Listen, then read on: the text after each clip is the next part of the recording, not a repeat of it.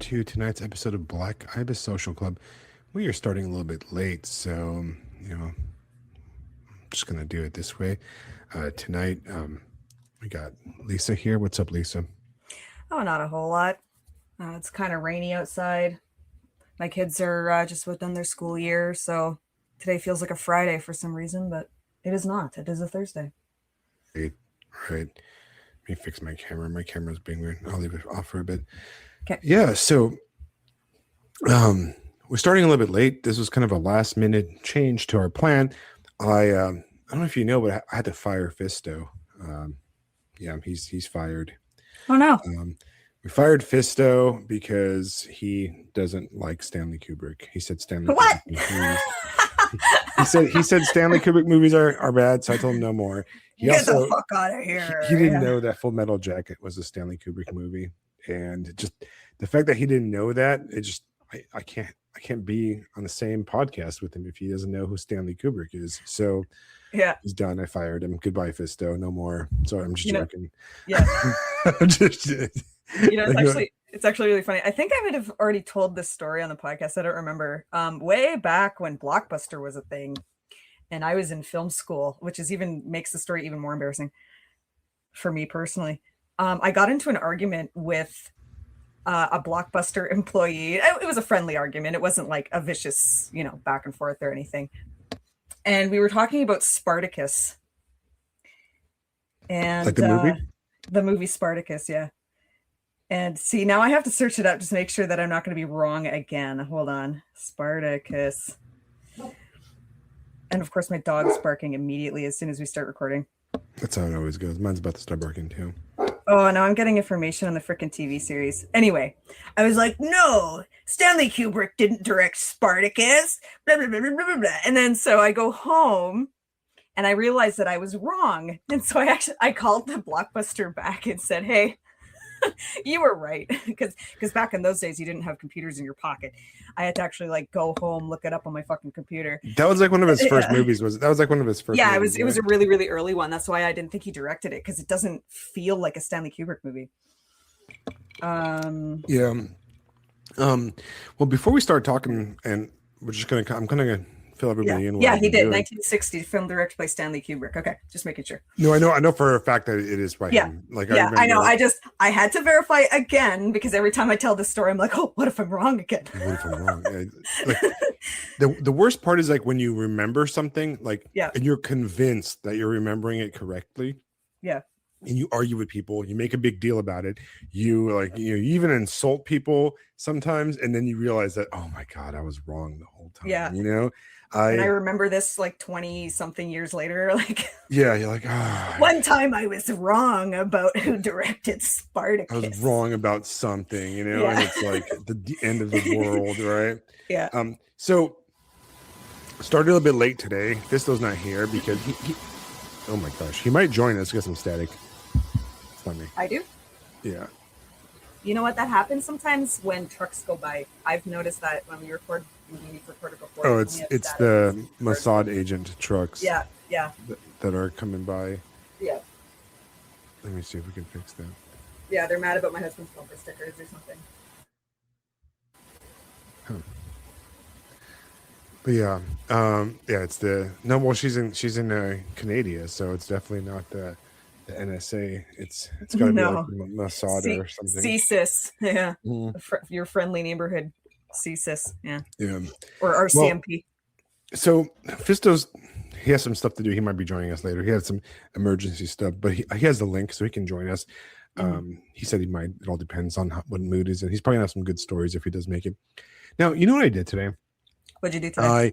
Well, first of all, Fisto actually messaged me, and he said, this is 2 days ago. He's like, hey man, I'm probably gonna be late. I might even make it on Thursday. And I'm like, we'll just cancel. We'll just skip this week because I'm really busy. I have up until 2 hours ago, I had 2 extra children in my house that we were babysitting for a few days because their parents had to leave the state real quick for a funeral, and they had nowhere to leave their kids, and didn't want to take them along because it's kind of a difficult situation. So they asked us if they can stay over. So my house has been a freaking circus. I don't know how people have more than one kid. I mean, I'm like, oh. The second one, believe it or not, the second one is easier because you're already like, okay, I've done the diaper thing, I've done the whatever, just do it again. That said, I don't know, because I've only had the two. I don't know if that's the same. Right. I'm sure with subsequent children, it probably gets easier and easier. But Well, so this weekend, Saturday, we had a birthday party for my daughter, and it went really well, but it was about 30 something children at our pool, like our community pool, and it was just wild. We had like Demon Slayer anime stuff everywhere, and Demon Slayer inflatable swords, and they were fighting with each other. And our buddy, his present to my daughter was he got her a giant Demon Slayer pinata, and we set it up, and they're all beating the crap out of this pinata. And there was these two girls. They were just beasts. Like, I'm talking about 9-year-old girls here, right? And they were just destroying this pinata, like just man. And I was like, man, I'm like, these girls are beasts, you know. And then their mom's like, oh yeah, she's like state champion, little league, blah blah blah. And I'm like, okay, that's pretty impressive. I could tell because I smacked like in two things. And but anyways, that was a lot of work, like being out there with 30 kids in a pool, making sure nobody drowns, you know, all this stuff. And then the next day comes, and we're going to another party, and we go to a friend's house, and they live on the river. And it's, I don't know, it's kind of a weird thing. It's not really a river. There's rivers by us, but they're not really rivers. They're tidal rivers. Are you familiar with that? Tidal rivers? So tidal rivers they look like regular rivers. They're wide and, you know, water, but they're basically inlets from the ocean, and they're not. Okay. Like a regular river has like what do you call it? Like a like a source. Yeah. Well, some crazy interference. Has like a source, like a spring that starts it, or a bunch of rivers from the mountain come together. Tidal rivers are actually, they go the opposite direction, and then the tides bring it out. And but this is big. There's boats on it and everything, so it's pretty cool. But it was another thing where like there's a thunderstorm, like a lightning storm in the middle of it, and there's a bunch of kids yelling, and another pooled into the river, which was down by the pool. And it was just like, oh my God. By the time I was done, I was just like, this weekend's exhausting. And then I have like one day of work, and then bam, I have more kids in my house. And I've come to the conclusion that, one, I really appreciate my daughter, because for an 8-year-old, she is exceptionally interesting and fun and a good listener, and you know, great to spend time with. And two, I don't really know. I don't think I really like other people's children very much. Like, I like the idea, you know. It's like other people's dogs too, right? I want to be. I like the idea of being that guy that like Jenny likes playing with a bunch of kids and all this stuff. I just don't like it. There's something inside of me that just doesn't, I don't like it. I have a friend. I've never liked other people's kids. Birthday parties are a freaking nightmare. Yeah. I have a friend. He's a younger guy, and he really enjoys kids, and all of them could tell that he really enjoys hanging out with them. So it's like, whenever he comes around, like he gets mobbed by like 20 kids. They follow him around and they run around and all, you know, and he's just like, he just really enjoys like kids, and they like love him because he's like younger. So he's like the younger guy that like is kind of in between the main friend group age, which is like parents and the kids. I think that's where they like him a lot. And him and his girlfriend like are in their early 20s, so they kind of fit in the in-between group. Like they're not like 12 and teenagers, but they're also not close to us being, you know, in our late 30s, 40s. But he obviously, and he like genuinely enjoys it.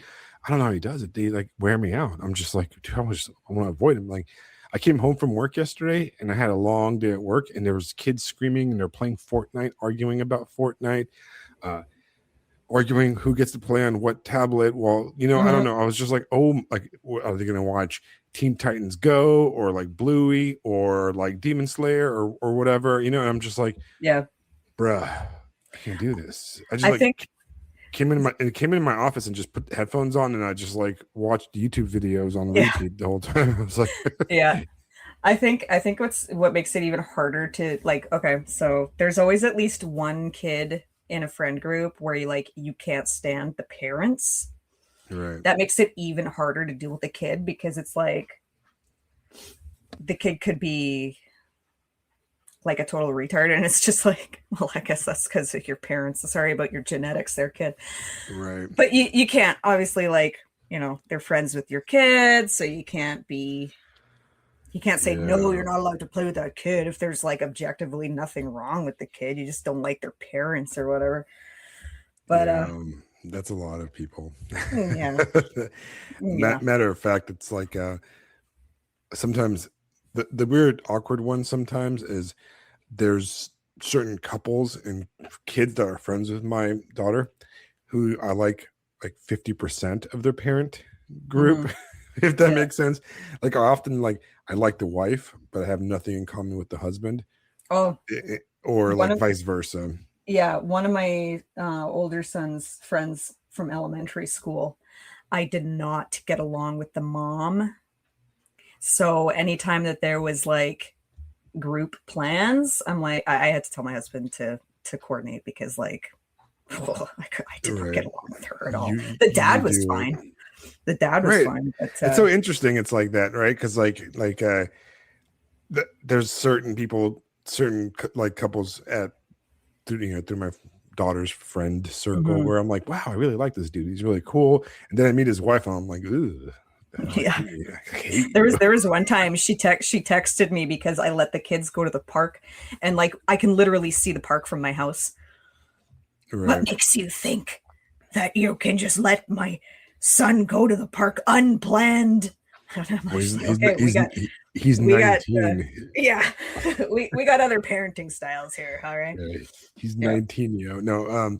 I'm always like that too, because like there's like the kids that like were over at our house this last couple of days, they're like, their parents are like whatever, so like we're just, I let them watch whatever they want, and I'm like, yeah, you can watch like The Simpsons and stuff, but sometimes we get like more like church kind of people come over, and I'm like, I don't know if you can let her watch that. Juniper, I mean, my daughter's name, Jay, her name is Juniper, and I'm like, I don't know if you can watch that while she's here, because it's kind of like, maybe you shouldn't watch like The Thing. I don't know. Like, you can handle it. Disney movie. This is the Disney movie box. Yeah. That's exactly what I'm like. Yeah. Whenever you have people over, it's a Disney movie, Bluey. I don't know. Something whatever the kids are into these days. Like the Descent, whatever it's called, the Descendants or whatever, the weird Disney stuff. Yeah, but maybe not like, I don't know, Chainsaw Man or something. I don't know. You can, yeah. It's funny because unplanned trip to the park, like that's fucking childhood. Like, you're supposed to have unplanned trips. I'm like, well, we were at the on the river the other day, and there was this girl that was there, and obviously her parents dropped her off, and her mom was like, she's like, oh, well, we need to ask my mom if I'm allowed to go tubing behind the boat. So like, they're like calling their mom to ask permission. I'm like, man, just let the damn kid tube. If they die, they die. I don't know. It's like, and then I thought, hey, I should ride the tube. And then my wife's like, you just had major neck surgery on your spine. You should probably not be pulled behind a fast motorboat on an inflatable tube. And I was like, yeah, you're probably right. Not. So especially after a few beers and stuff, which is, by the way, listen, guys, there's a freaking rule here, right? And this is the rule. I am okay with, adults at kids' like birthday parties, right? Like, I don't think it's a bad thing, like, it doesn't have to be like, my daughter's getting to the age of being dropped off now, so that's fine. But if you're going to have a kid's birthday party and you expect the parents to stay, you got to have beer or like booze or something. It's got to be like a blended party. It's got to be a European style party where you drink at the same, like there's no such thing as kids parties in like Europe. Everybody's just kind of, it's just a party. It's like more of a communal thing. Yeah. That's something that's so different about parenting now, or at least like even when my kids were little, versus pre 9/11. I think 9/11 really screwed everything up as far as like, we already had stranger danger in the 80s and 90s, but like after 9/11 it went really weird, and that's when you got tons of like helicopter parenting and play dates what the fuck is a play date? Like I never, Right. like my kids are just like, hey, can I go for a walk with what's his face up the road? Yeah, sure, Well, But that said, I live in a city, but it's a small city. It's a city with a small town vibe. Like it's not a big city, you know. right. Maybe if I lived in a huge metropolitan area, You'd have to change things. Well, see, here it's but really different yeah, because we here in South Carolina in the Low Country, we live in islands, yeah, right? And what I mean by that, we live in islands is that, you know, for obvious reasons, there's it's not really a town or a city. It's a bunch of connected, like private communities, if that makes yeah, sense. So, like, you know, we live in Palmetto Forest, and hmm, across the highway, there's, Pineapple Cove, and down the street, there's River Run Creek or hmm, whatever community, and they're all like not connected. You can't yeah, like a kid can't go to them, you know? yeah, And so everything has to be kind of like, hell, we're going to Pineapple Cove to hang out with their community pool with all the people that live there tomorrow yeah, or something like that. And it's like that because that's, it's the HOA kind of, protect us from yeah, the ghetto. It's basically like fortresses is what they are. They're yeah, floating, like they're neighborhood fortresses. hmm, And does it work? Does it do a good job of what it's intended to do? Yes. Is it the best for a cohesive community? Absolutely not, no, But what's interesting though, like because I do live in a relatively small town compared to where I grew up, hmm, we always run into people and we always know everybody because like we're like, oh, so like even at her party, we're like, oh hey, look, half the people here were from like the dance club, and yeah, then a third of them were from the school, and hmm, then some people were from the church, and some people were from just the neighborhood, and there was tons of overlap between all three. Like people from our church also have like friends that go to the dance place, so then they hmm, were at the second party. You know what I mean? All these disconnected people like everywhere. yeah. There are all so it was pretty cool. But yeah, I bought a bunch of beer, and we all drink beer too. We're Mhm. like, we're gonna drink beer I from mean, the that's down how to it always sun. was when I was a Yeah, kid.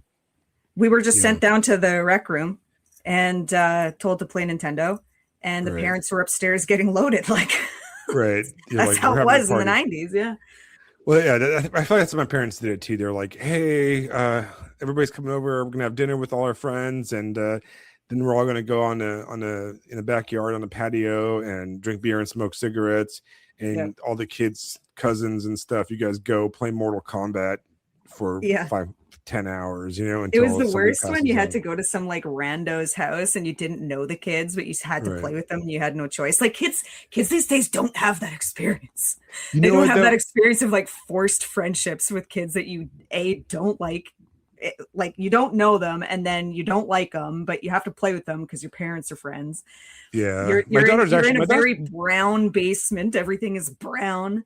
And even in the oh yeah. 90s, it's all from the 70s, or maybe that's just the socioeconomic That's class probably that your I come guys' from. area. We didn't have Yeah. basements. Well, so we don't have basements here in South Carolina because Yeah. if you stick a Yeah, finger that's in the weird dirt, to we're me that we're in but a I've heard swamp, that. so Yeah. there's no you can't really have a basement down here Yeah. unless like you if you dig here, it's like mud, it's like sand, Yeah. Yeah. And in California, there's no basements because it's like, well, it's on a earthquake fault line, Yeah. so Well, it's not a we're on the Canadian Shield, so we just explode the right. ground and like there are some really old basements here, like 100-year-old and up homes that are literally just blasted rock. That's Yeah. cool. Well, that's very Granite. Midwest also too, right? I think the Yeah. Midwest is like that Yeah. too. Minnesota. Yeah. Yeah.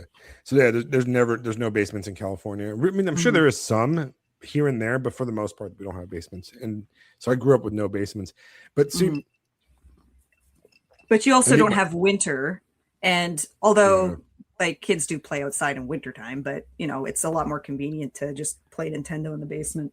right. We have winter for like a day here, so it's pretty cool. Like Yeah. everybody's out in the street. It's like the No, biggest event of like the we have year. we have 9 months of winter. Yeah, it's too much. Uh, Yeah. He is to that. that's about 9.5 months too much. I think snow is Yeah. cool. Look, I was actually having a conversation with a friend. Snow is cool. It's beautiful when I Hmm. don't have to live there. Yeah. Right. Yeah. And it's not just I don't have to live there. when I don't have to work there. That's like Yeah. where the big thing is. If I was like rich and, you know, had this big house with, you know, heat and stuff, like, yeah, I'd be perfectly fine. Hmm. But having to wake up in the morning to heat my car, get Yep. dressed to leave at 5 in the morning, no, absolutely not. And like Yep. right now, like my air conditioning in my house is crapping out. It's just not working very well. It's been 90 Hmm. something degrees with full humidity, and my air conditioning is dying. And I'm Yeah. just like, I don't have like 10 grand to replace this stupid thing, you know? So I gotta Hmm. kind of live with fans or something until I come up with like 6 to 10 Yeah. grand or however much it costs to get a new air conditioning. But Yeah. If what I wanted to anything's, talk to you about yeah. today, Yep. Yep. Yep. Yep. Yep. I actually go ahead. No, go ahead. If anything's broken, I just leave it broken forever. Well, no, I wanted to Okay. hit our topic so we don't go off on a Yeah. million tangents like we usually do. What I want to talk about was books. And I wanted to talk specifically about, like, well, you know, you've written a few books and you've Hmm. independently published these books, right? Yep. And I want to know, I feel like there's a lot of, you know, in a whole, you know, like our favorite person on Substack, who's always complaining about not being published by the publishing houses or whatever, you Yeah. know. Yeah. The question is, I kind of want to talk about publishing and I want to get some ideas. So I'm going to ask you a few questions. I want to see your opinion and I'll give you guys my opinion, right?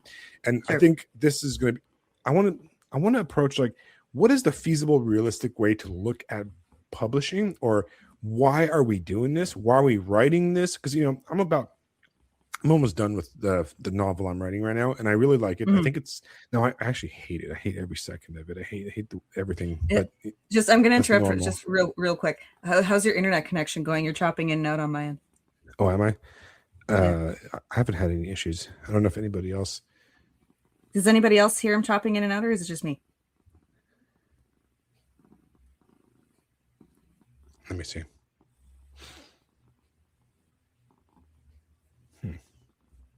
Okay, it might It be could just be me. your. Maybe Yeah, it's me. I don't know. yeah, you I sound will fine I on my will end. listen I will listen attentively and see if I can Okay. answer your question. So books publishing. You have people complaining about being, oh, you know, the New York establishment doesn't want to publish me, right? Mhm. So, okay, first of all, who cares? Who gives a shit about New York and that kind of stuff? Because I read a lot. I mean, I'm sure you read a lot also. Mhm. And most of the people that listen probably read a lot. Like, I know Fisto reads a lot and I have friends that read a lot. So I know for a fact that people still read. But the Yeah. interesting thing is, how are people finding books? Right? Mhm. That's kind of like the that's kind of the question, the $1 million question, right? Because 20 years ago, you know, you would pick up the Los Angeles Times or the New York Times and look at the book reviews. You'd pick up, I mean, there's all those lit mags that people read, but, you know, you'd read, people would read the New York review of books, the Los Angeles review of books. Mhm. Also in California, we had the weekly magazines, for example, the LA Weekly and the OC Weekly, the Orange County Weekly, which Mhm. had a bunch of book reviews, movie reviews, a bunch of local stuff reviews, and that's how you found books, right? I don't. How do how do people find books now? Do people actually? Nobody, like.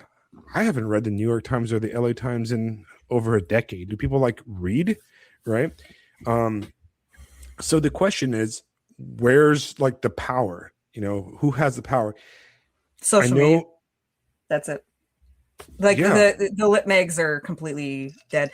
There's some like there's some indie lit mags, like people who just feel, for example, okay, we're on Substack. There's a ton of Substack lit mags that have followings and stuff.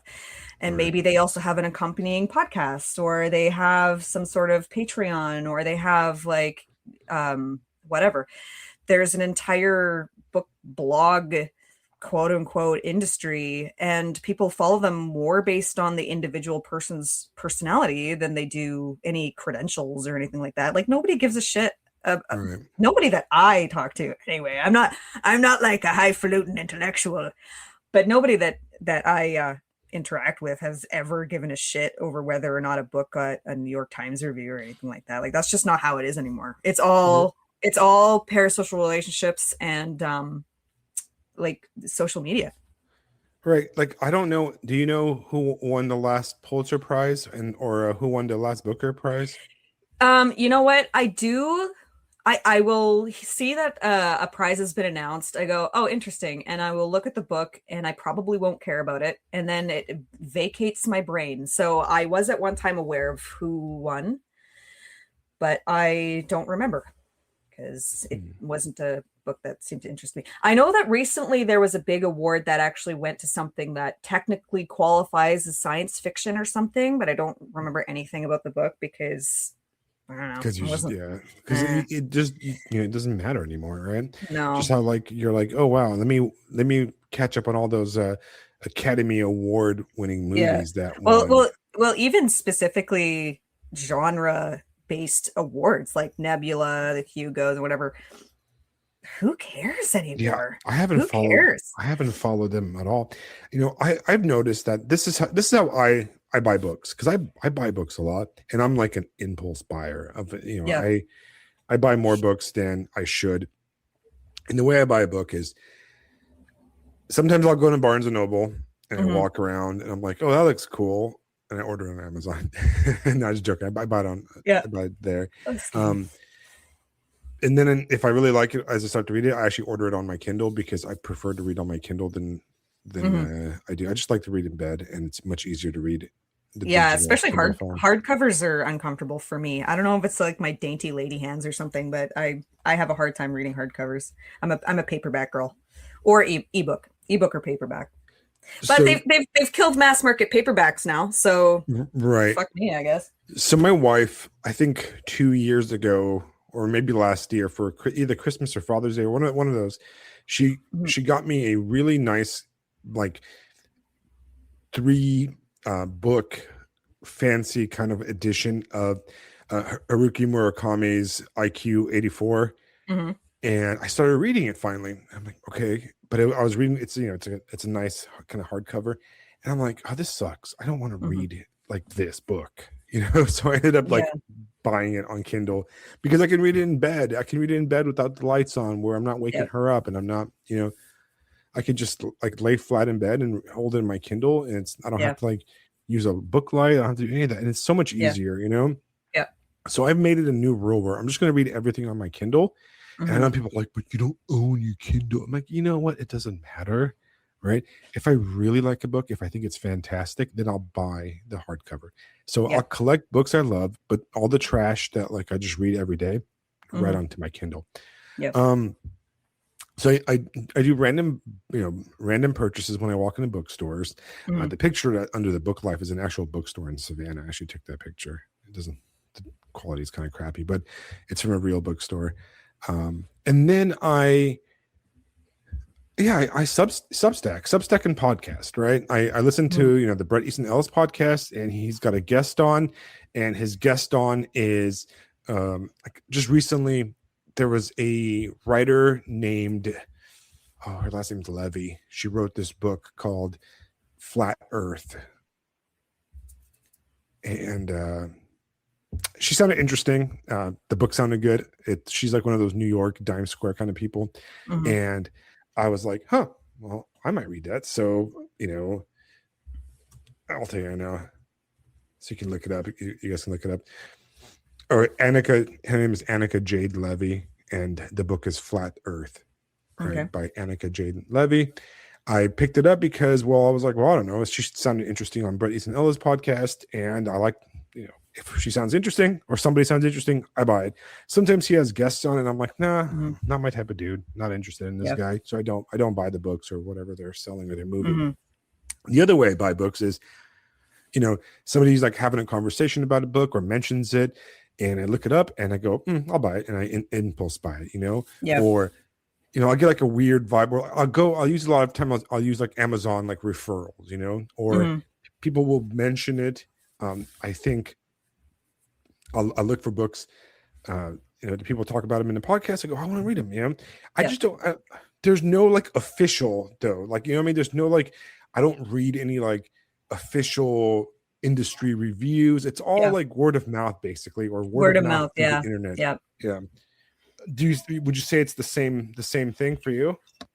In my observation, yeah. Like, okay, so the way that I choose books is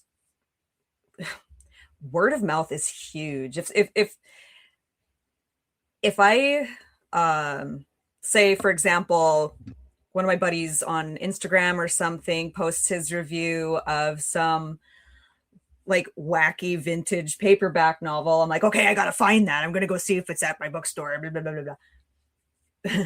Or speaking of podcasts, the Frank and Brady podcast, friends of the show, Right. or at least of us, I don't know. But anyway, so they'll post early about like what book they're going to review. And a few months ago, well, I was a guest on there to talk about a Jack Vance book, but before or after that, I don't remember. And they were reviewing The Stars My Destination by Alfred Bester. And I'm like, oh, that's a book that I've heard about. And I've been hearing about it for ages. It's a classic sci-fi novel, and it's on my list of shame. I should probably get around to reading it now. And I did. And it was really, really good. It's like Count of Monte Cristo in space, basically, right. Or in the future.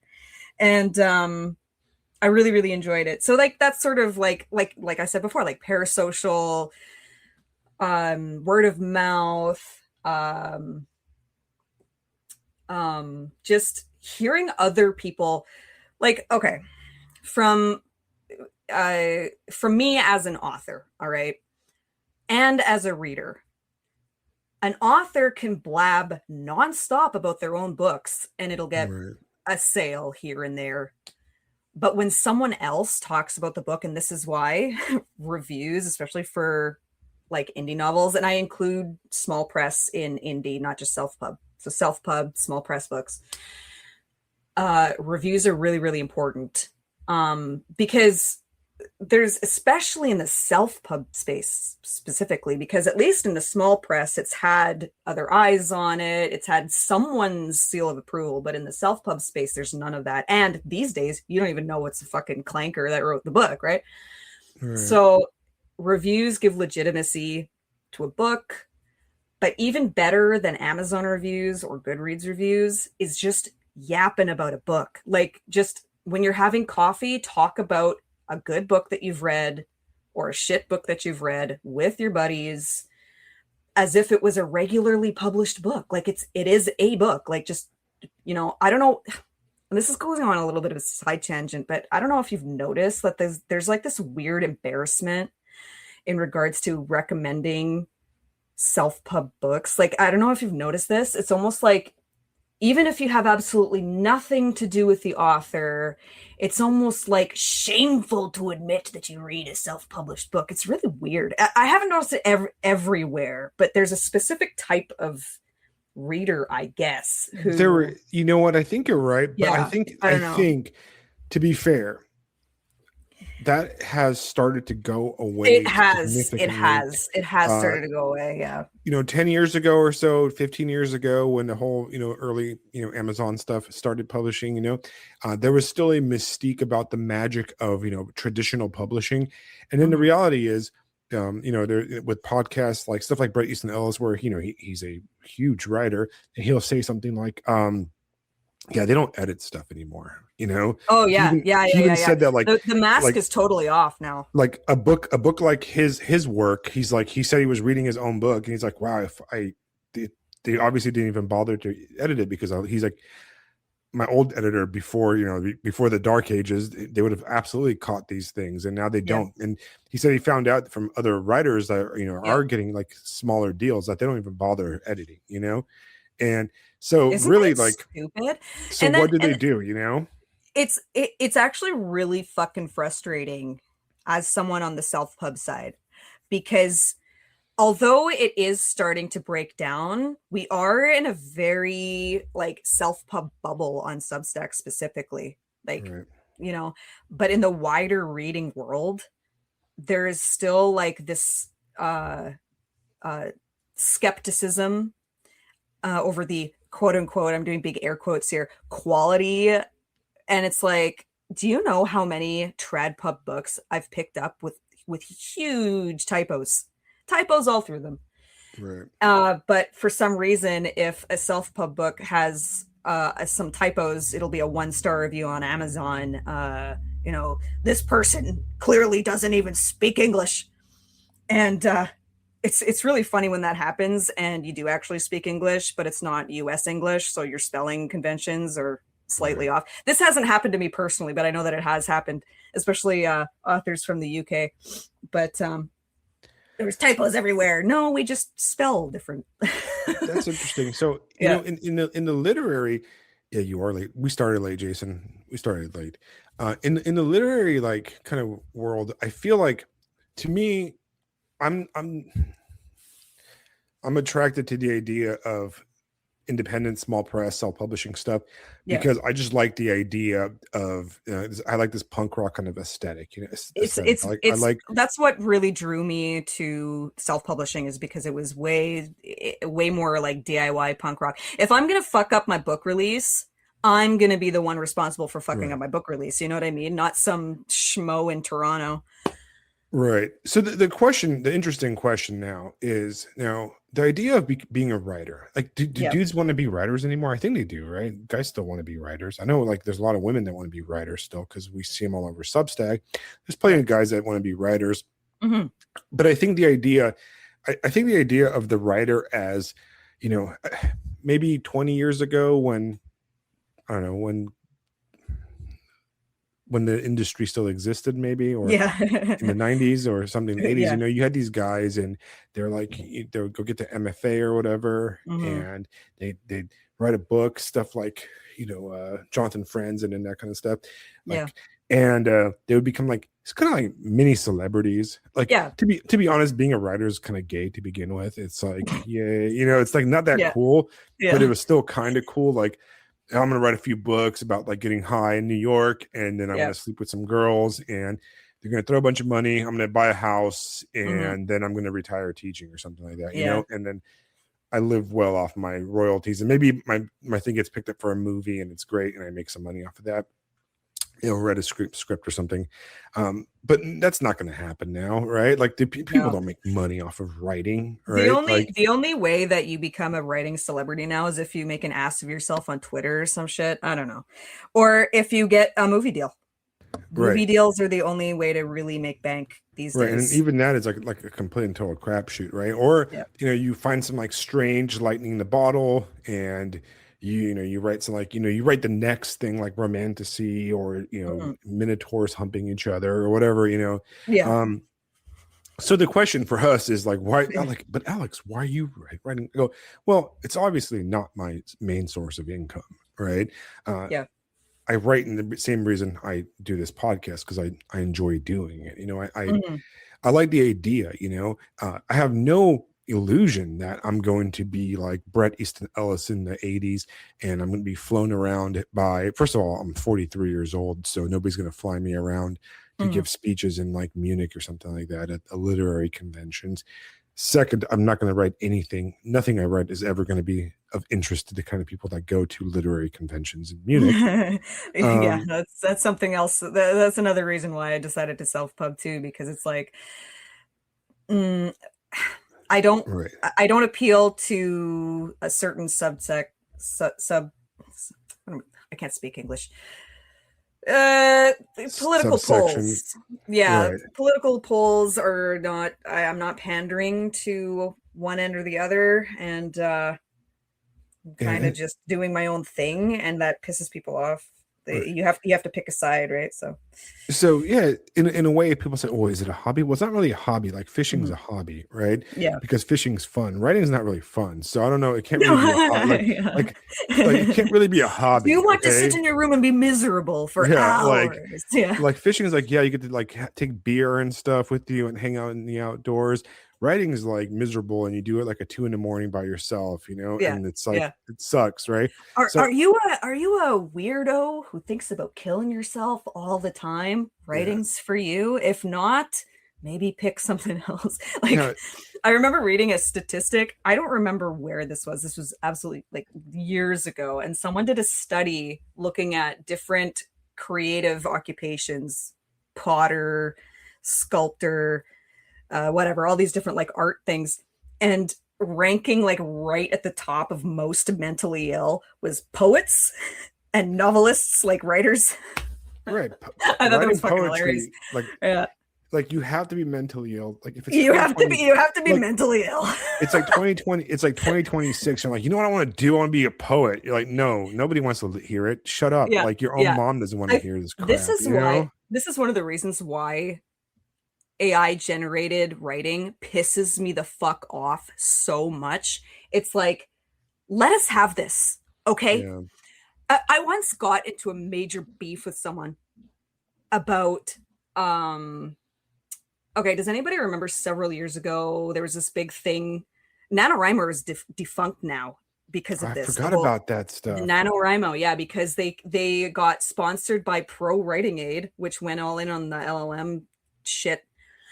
And so one of the people who ran the PR for Nano was like, "Oh, well, if you're against AI, then you're ableist. Like, fuck yourself." I'm ableist.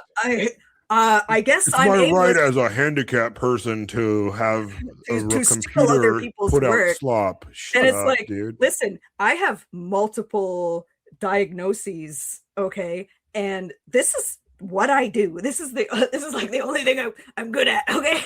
I can knit and I can write. That's about it. So it just, oh my god, it just pisses me off.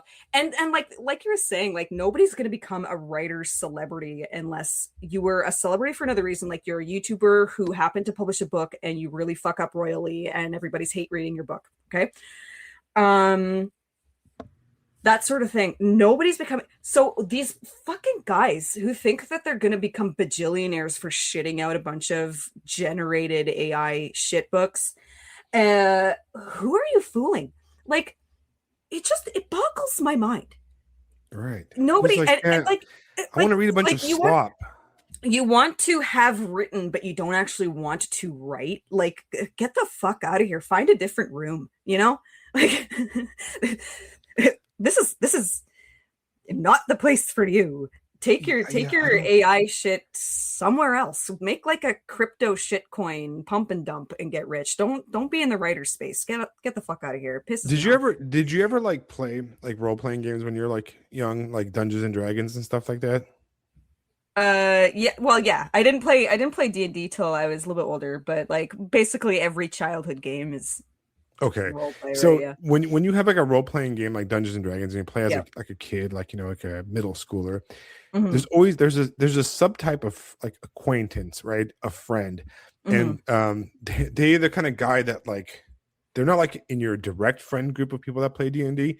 They're Yeah. like they're like tangential or Uh-huh. somewhere next door, and they show up and they're like, oh man, like I have a level 78 druid, man, and I could did all Yeah. this stuff. And I'm like, Yeah. they're a magic penciler. Sure you did. Yeah. Like Yeah.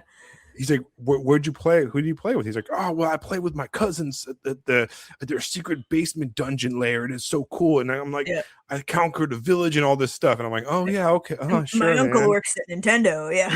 Yeah, it's like that guy. That's the same. Like the guys at AI, right? That's the same vibe. It's the the like I'm a writer, man. Like it's the like I'm the prompt creator. I'm an artistic, creative prompter of things. Yeah. It's like, Yeah. Get the dude, fuck shut out of here. up, dude. I once so I got mad at someone once because they're like, oh, well, I only use it for as a brainstorming tool. And it's like, brainstorming is the easy part.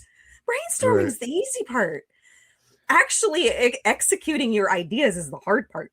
Right. I could sit there all day and fill notebook after notebook over like, character name and like, a bunch of squiggly lines all over the page and like making, surrealist art pieces over like my ideas and shit, but actually making the sentences to make those ideas work. Right. That's the actual work. That's the actual writing. Because like every single night I lay in bed and like I'm fondling my balls and I've like written 10 novels basically, in my head. I'm like, that's great. If you're even using an LLM for brainstorming, like the funnest part of writing. Yeah. Like come the fuck on. Like it comes down to like commodifying everything, making taking out the artistic element of something and making it. And the reality is that nobody wants to read it because the only reason. So this kind of ties into like this kind of ties into like how about the novel, right? You have 3 novels on Amazon right now, right? Yeah. For guys that don't own them yet, you've got Yes. Palace, which is awesome. It's a sci-fi about a creepy colony on an asteroid. The Ghost of Tyrus Cole, which is awesome, another awesome one.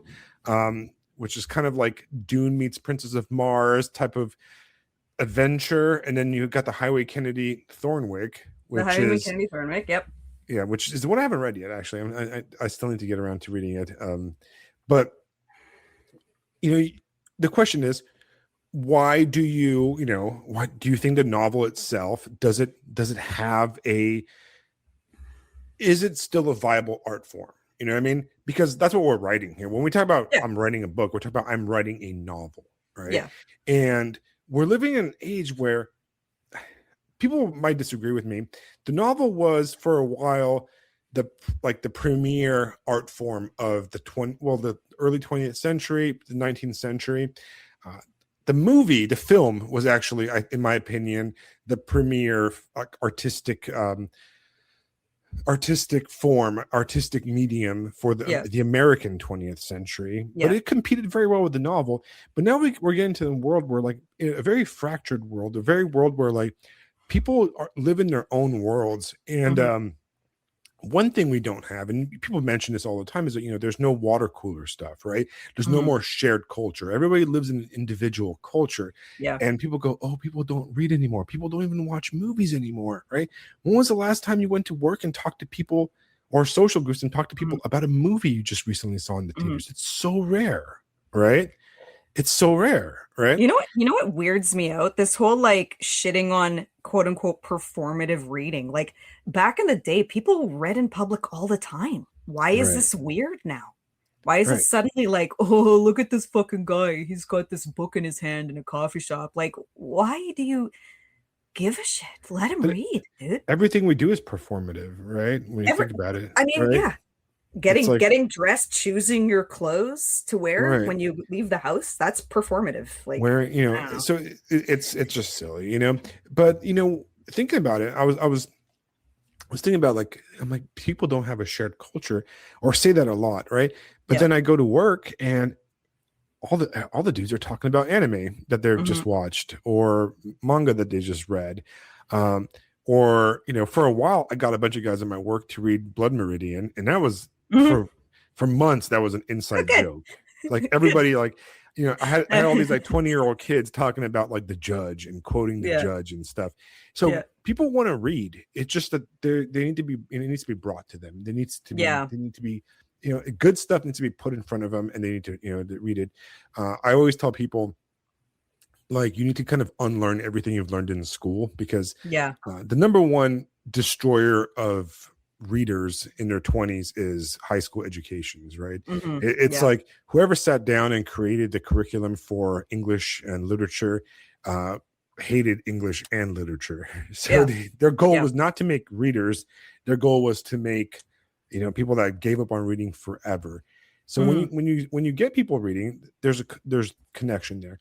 So I think, and this is my opinion, and you guys can say I'm wrong, Hmm.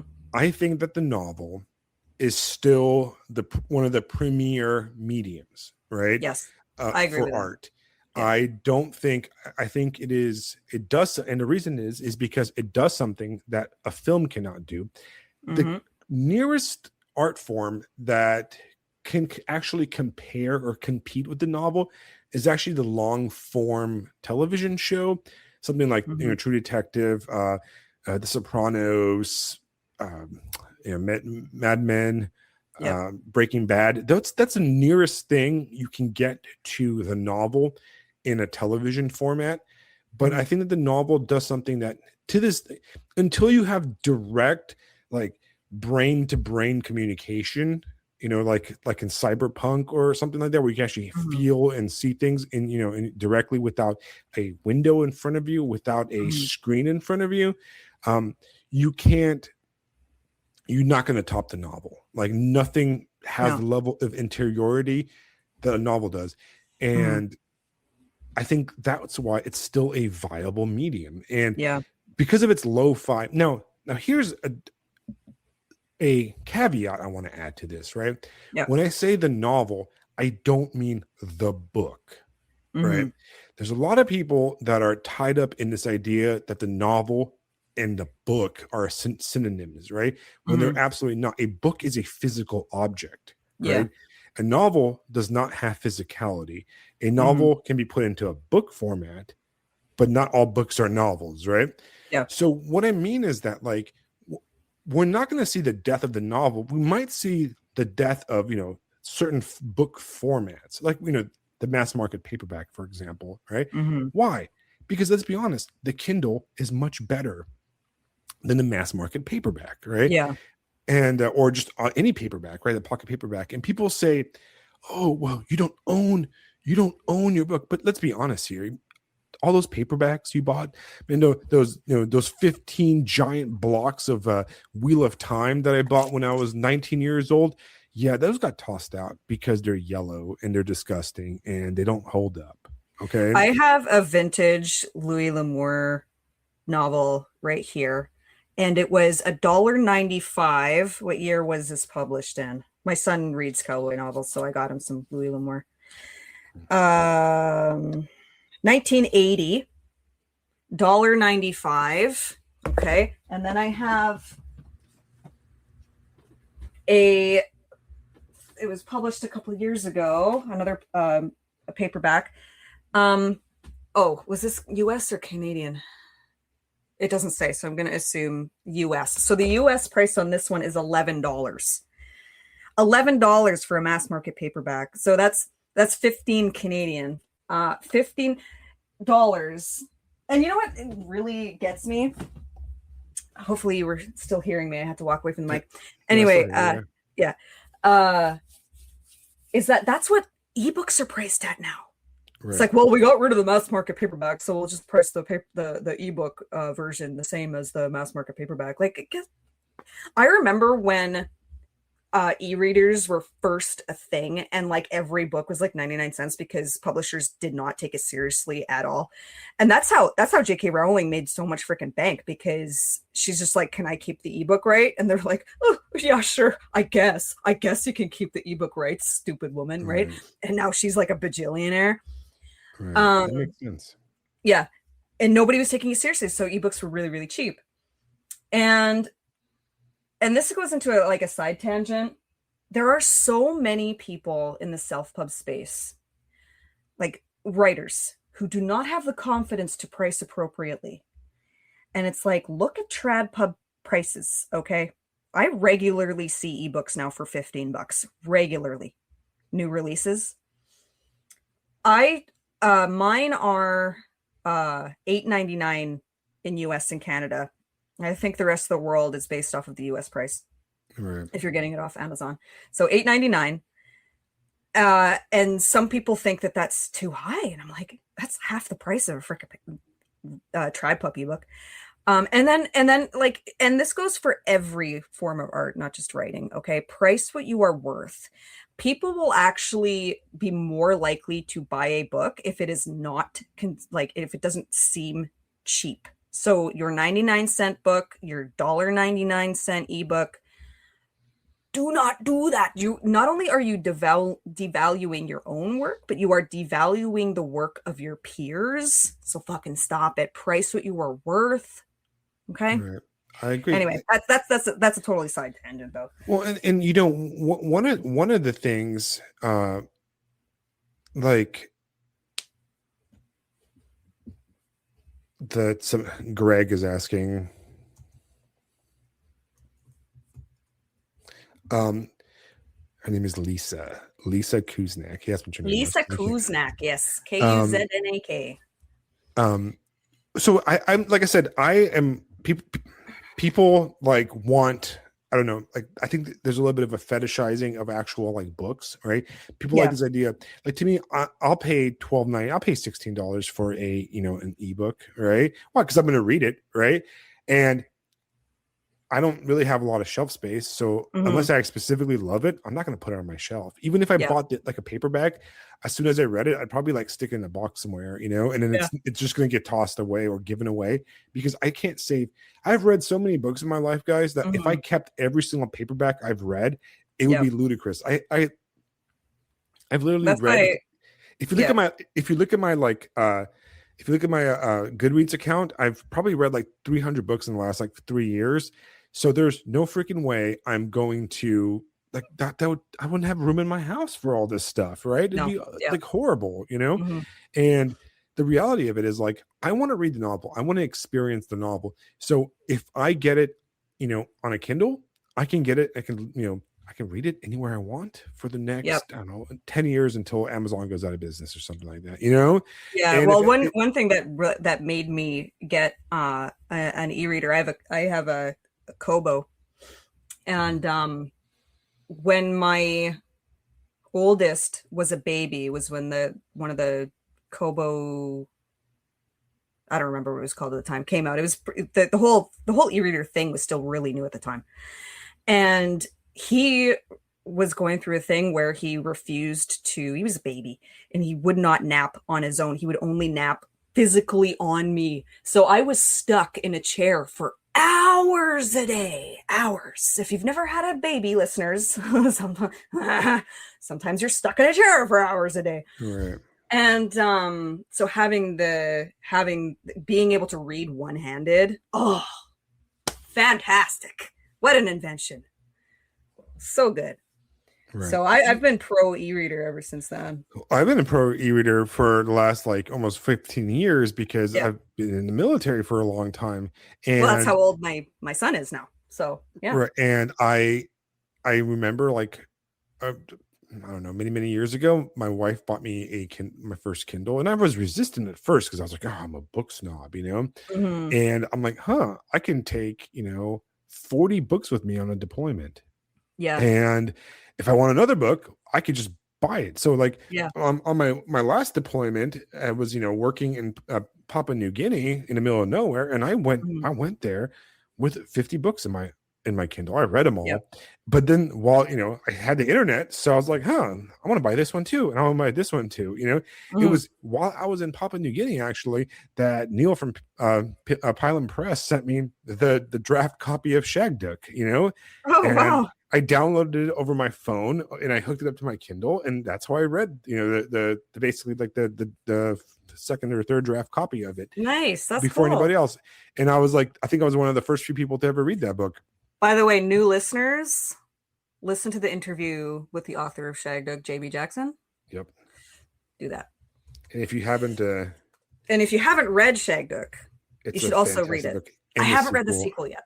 I haven't read the Ursula, sequel yet. Yeah. Ursula of it's Yes. basically the book is basically about a librarian in Texas in the 70s, and it is a trip. It's like basically like a Texas American version of Foucault's Pendulum. It involves weird occult secrets, a professor that might have gone to a different dimension, a demon named Shagduck, Mm-hmm. possibly a witch. But then a lot of it is just like weird divergences of going to record stores, playing in the bands, and it's just Yeah. it's a Yeah. fan.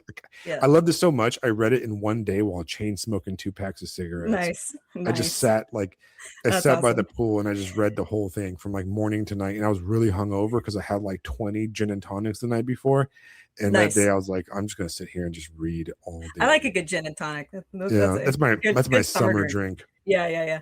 But so Side what I want note. to Oh, go well, ahead. real Go ahead. fast.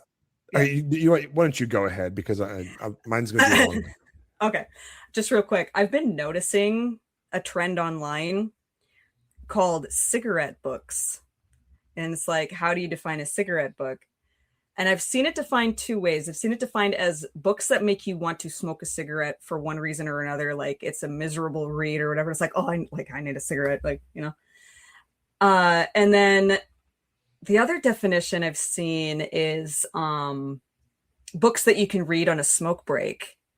I think if I were to define a cigarette book, it would probably I don't know, a mix of both, like something that I can take outside with me, have a smoke to, um, or something with like serious or subject matter or something like that. I don't know. It's weird. I've been seeing it like last couple weeks. I've been seeing it on like Instagram. I've seen a couple posts on Substack about it. So this is like a new trend. I don't know. Anyway, just an observation. Cigarette No, book. that's Yeah. interesting. So Yeah. the question is, are we um is, people saying like, okay, one argument I never bought, okay, and then you guys Mhm. can tell me right now. People say, oh well, nobody reads anymore because nobody has the attention span, which I don't really Mhm. buy that, because okay, here's the thing. Like, first of all, young people like young millennials, Yeah. Gen Zers and stuff, right? These guys have like an autistic level of attention span. They're playing these Mhm. like super long, complicated video games that Yeah. require tons of reading, tons of, they're very Mhm. complicated, or they watch really complex anime that's way more complex than anything we Mhm. had when we were young.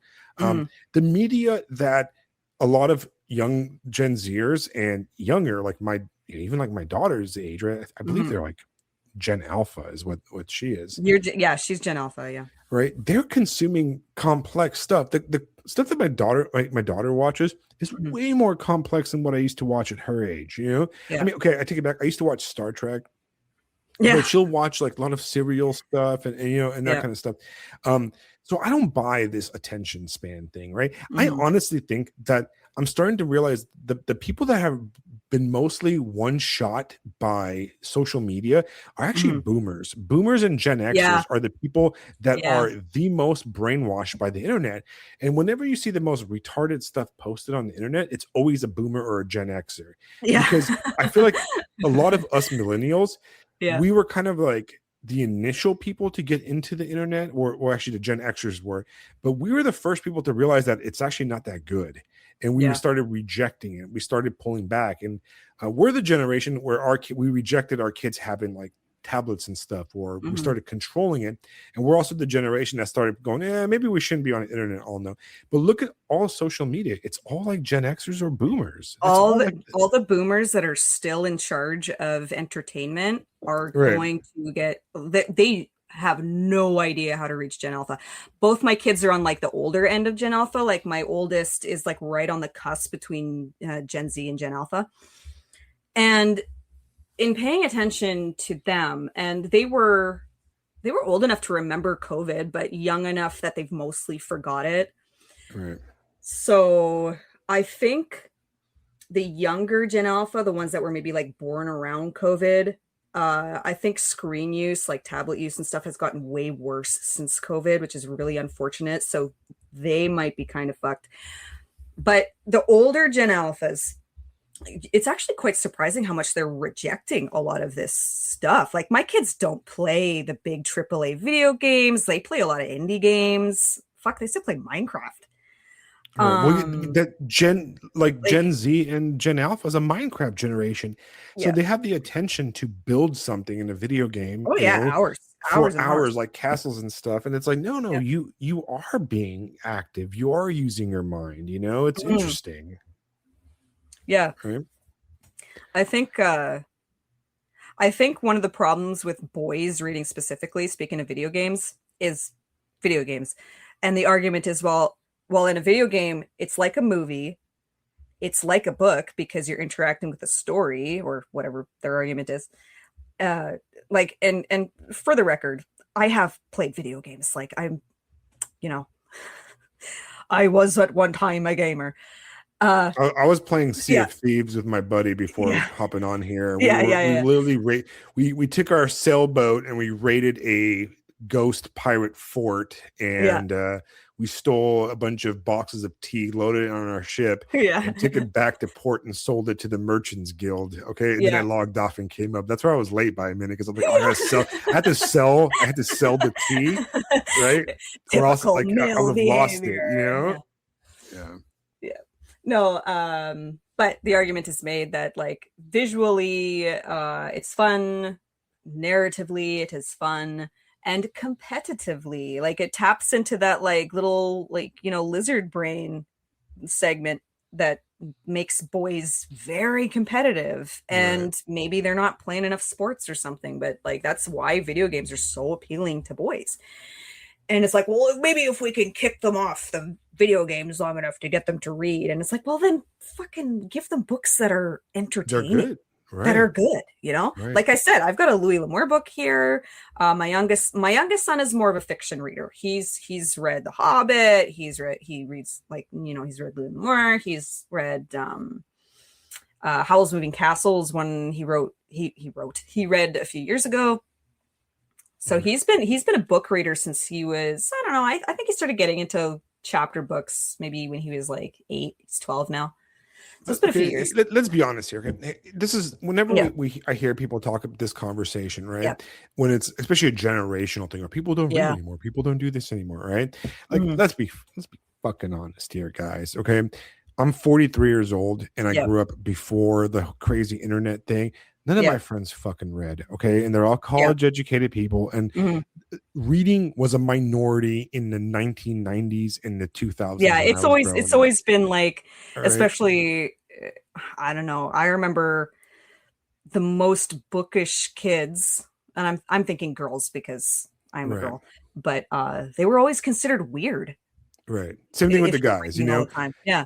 I was like the guy that like, oh, you read, so you must be really smart. No, I just really like to be depressed. Okay. Leave me Yeah. alone, bro. But like Did it? Yeah. Yeah. you had some friends that read. I remember one of my best friends, Jen, she read a lot. My friend Debbie Mhm. read a lot. But for Yeah. the most part, most people didn't read. I didn't go to Mhm. like the bar in 2002 and like, yo, what you reading, bruh? No, nobody Mhm. read. Okay. Yeah. Like growing up, I had some friends that were like into like fantasy and they're like they would binge read the Wheel of Time or whatever, Yeah. huge series. But we're not unless your dad was Mhm. like a literature professor or something like that. Mhm. Like my mom was not a reader whatsoever. I don't think I've ever seen her read a book. Right. My dad, on the Neither. other hand, I don't remember actually seeing my parents read. right. Um, So like I think, yeah. and they're We had very books in the intelligent house, but I people. never actually saw them Yeah. reading. My Weird. grandma read a lot back when she was younger, like when I was Mhm. little, but she kind of stopped reading. Mhm. There's this mythology of people reading all the time back in the day, and I don't buy it. Okay, Mhm. because walk up to your random boomer and ask them if they read like Dostoevsky, and 9 out of 10 of them won't even know what you're talking about. Okay, Yeah. so let's be honest here, right? Mhm. It's always been not a mainstream thing. There were mainstream books. That's what's different now. Back Yeah. in the day, there were some books that people read or pretended to have read, right? Mhm. Like people were like, oh, did you read the latest Stephen King? What they really meant is they watched the movie. 9 out of 10 people telling you Yeah. that actually just watched the movie, Yeah. and then one of them actually did read the book because they're Yeah. that guy that reads the books. But um, the truth is, it's not true. Okay, it's not true. Mhm. People didn't read as much more. I think the percentage of readers right now is probably about the same as it always was, because I think in itself requires work. Now, for people in the chat, like Mr. Greg in the chat saying that he's having a hard time, attention span is lost, right? In my opinion, and I told this to my friend who he recently got into reading, right? Mhm. And he's really enjoying it, but he told me, he's like, man, sometimes I have a hard time, reading. And I told him, and I'm telling everybody, reading is like working out. Okay. Yes. I You have I can't, have diagnosed ADHD. Like, I am a fucking spaz. But right. I am able to, and maybe this is why I do write and why I get so pissed off at people who are like, you're ableist. I have fucking diagnosed ADHD. I dropped out of college. I'm a retard, okay? And but because I love language, I love words, I love Right. how they are formed on a page. I don't know, whatever it is. It's like a switch goes off in my brain and I can hyper focus on reading.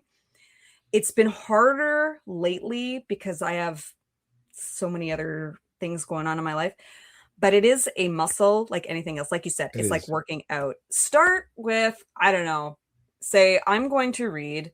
Um, when I go through a really bad reading slump and I just can't seem to focus at all, I don't know. Have you tried listening to music while you read just to block out everything else in the world? Put some headphones on, do that. You put on some like Or Russian doomer music while you're reading yeah, yeah, some yeah. And it Dostoevsky. Yeah. yeah, yeah. Or even like white noise or something.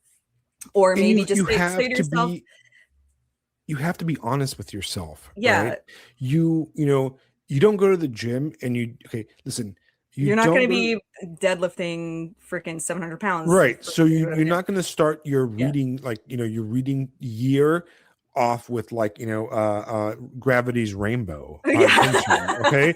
I'm sorry. If Yeah. Yeah. if you haven't, like, Don't put do that that. book down. Okay. Yeah. Put that book, I love that book, put but that don't book start down, your reading bro. that. Yeah. Yeah. Yeah. Yeah. Yeah. Yeah. Or, right. You'll pick, you're like, okay, I want to read something. You read like Neuromancer, by William Gibson, right? Read a few short books and then kind of roll into it. Like, I'll be honest, I will have years, and I will have years where I will read like 60 novels where I'm Yeah. reading like the Magic Mountain, and I'm reading like just insane, like, Foucault's Pendulum. I read Foucault's Pendulum and Name of the Rose back to back, and I just all these books, and I'm just heavy books, right? Mm-hmm. And that's usually when I'm traveling a lot, and Mm-hmm. and I have a lot of time, and my brain is like focused on it. And then, like, last year, I was just not feeling good. I've been a lot of pain before my surgery. Mm-hmm. Even like this year, a lot of pain before my surgery, a lot of pain after my surgery. I don't have the focus to tackle. I have a bunch of books that are like some pretty heavy duty books, and because I'm still kind of recovering, I don't have the. I can't. It's like right now I can't go bench press. I wanted to try to go bench press the other day. Mm-hmm. I'm not even supposed to, but I'm going to bench press, and I Mm-hmm. could only, like, post surgery, I could only do like 10-pound plates on both sides, and I'm just like, oh my God, I'm so weak. I did physical therapy today, and I just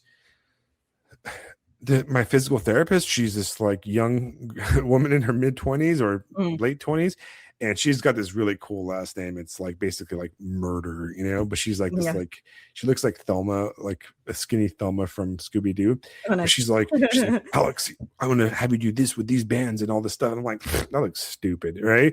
Yeah. I can do that. She goes, you can go up if you want. And in my head, I'm like, yo, I'm gonna go up and weight for sure, girl. I'm gonna pick them 25 pounders, Mm-hmm. And then I'm like, after like a second with like the 2-pounders, I'm like, I can't, like, my arm is shaking from like the pain, Yeah. So you have to build yourself up, right? Your brain, your eyes, your focus is an organ, right? It's like your mind's eye. Yes. Your mind's eye is an organ. Start with something that is legitimately like, this book sounds like a lot of fun. Start with something that's as soon, like, when I am trying to pick a new book to read, and especially I use this method when I'm in a slump, it has to hook me like right away. If you aren't really hooked in the first couple pages, pick a different one. Like, when you're starting to either renew a habit or start a reading habit from scratch, if don't listen to lit snobs on the internet being like, oh, genre novels are for stupid people. No, they're not, actually. But yeah, just read something that just looks like you're gonna have a fun time. Right. And if you're having fun, or not have a fun time, sometimes or you can not like you can have fun not having fun. Like, my yeah, entire life, yeah. I've had fun not having Well, fun.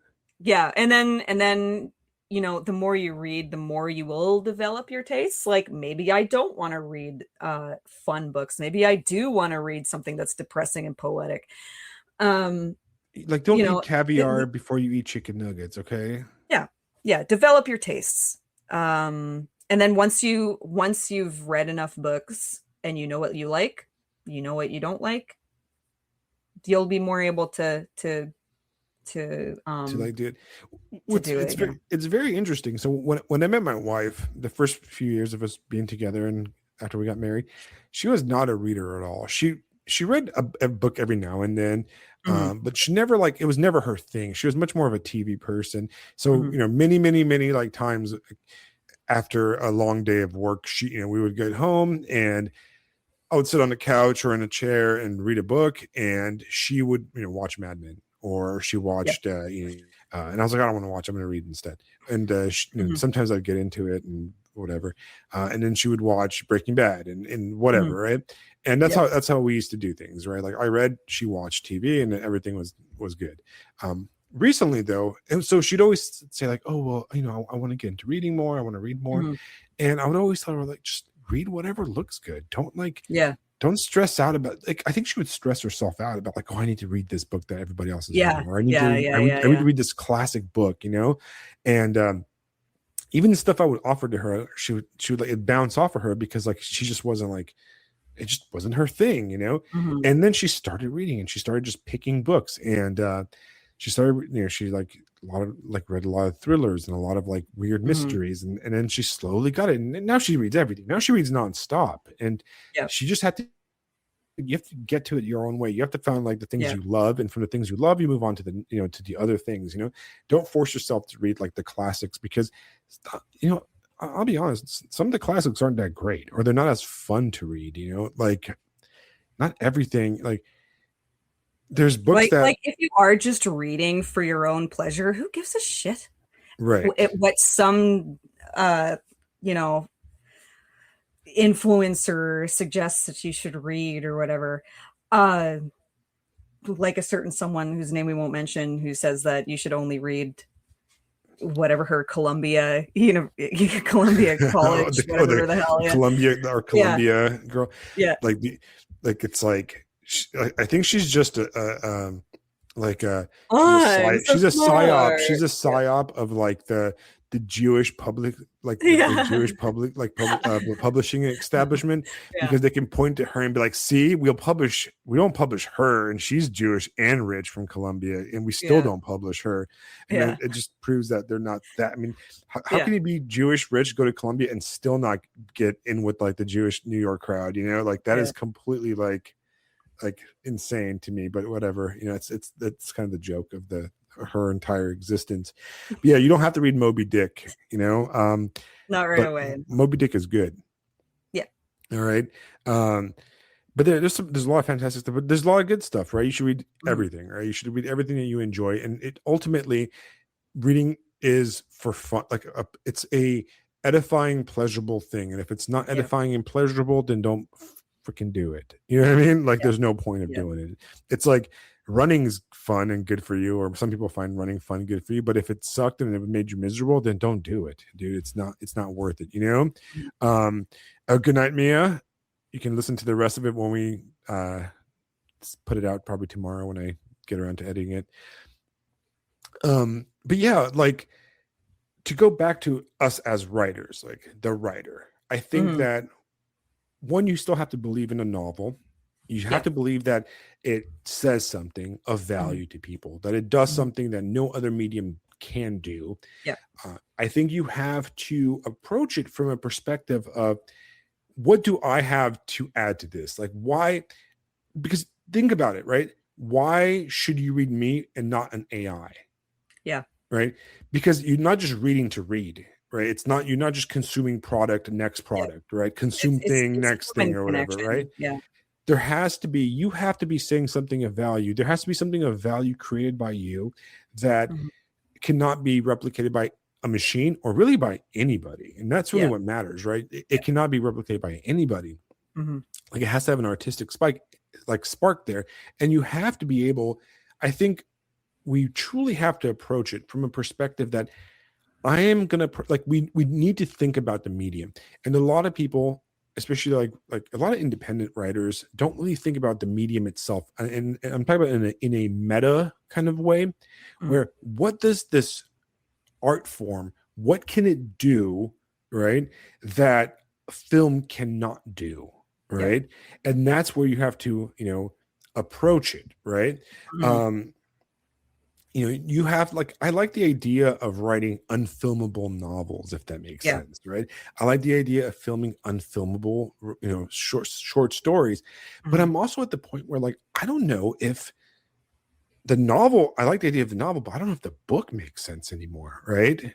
And maybe we can expand the medium. Maybe we can, when you think about the 19th century, and this is kind of what I was trying to lead the conversation to, is as an independent writer, sometimes a lot of small presses, or a lot of people like our Columbia friends, they are so obsessed with, if they did go independent, just really recreating the 1970s and 80s of publishing. Yeah. Right. Like, what are you doing? Which will never happen. That model doesn't work. And obviously that model doesn't work for that industry right now. and they've got millions and millions of dollars, behind them. They're funded by, German conglomerates and that kind of stuff, right? So you and your small press or your friends or whatever are just out, like, you're never going to compete with like Simon Schuster or whatever, No, and it's the same with you the don't music have industry. It's the same right. shit. Yeah. So what are we doing? Like, what is the point, right? Is the point to get it out to as many people? Is the point to make a living out of it? Is it the point, right? Like, maybe you give it out for free. I don't know. You know what I mean? Right? Like, how did they do it in the 19th century? Most novels were serialized, right? Yeah. I don't think people really like listening to, like, reading serials, like on Substack. I don't think that that's very successful. So how do you do things? I've got a couple thoughts on the Substack serial. One, I've done it, so I have some skin in that game. But anyway, what were you gonna say? Sorry. Wait, like what are some ways of approaching in the 21st century? Because it's like, are we just going to pretend that the model of like putting book in bookstore, question mark profit, like what is, like, what are we doing? You know what I mean? Like, what is the point, right? Like, when you write a book and you send it out into the universe, right? What is your goal at this point? What do you think is going to happen? Do you think that, like, that's kind of what I want to ask somebody like Lisa, right? Because Lisa's the person that's complaining a lot about this kind of stuff, right? Lisa, different Lisa, different Lisa, yeah, different Lisa. Lisa with a Z, not an S. Yeah, Liza, yeah. Or no, we weren't supposed. Oh shit! Now we're gonna get, like, I don't know, whatever. Her or Laura London or people I hate on Substack. They're all annoying. So the idea is, I don't even have any beef with her. I'm just being a jerk. The idea of it is, like, you're complaining about not being published. Okay, so what's the idea here, right? Like, you're going to write this masterpiece and it's amazing, and you're going to give it to an agent. Agent is going to, and you're going to what? They're going to sell it at Barnes and Noble, and everybody's going to be like, "Wow, this book is so great. Let's talk." It probably won't even reach Barnes and Noble, and if it does, it'll instantly go into like the 3 for $10 shelf. Right. And then you'll never have a career because your book didn't sell well enough, because they probably didn't give you any PR or any whatever. I don't know. Right. So the whole what is the expectation? You're going to become Stephen King, or you're going to become, I don't know, what is like a really big literary writer? The guy that killed himself, that wrote in Infinite Jest. What was his name?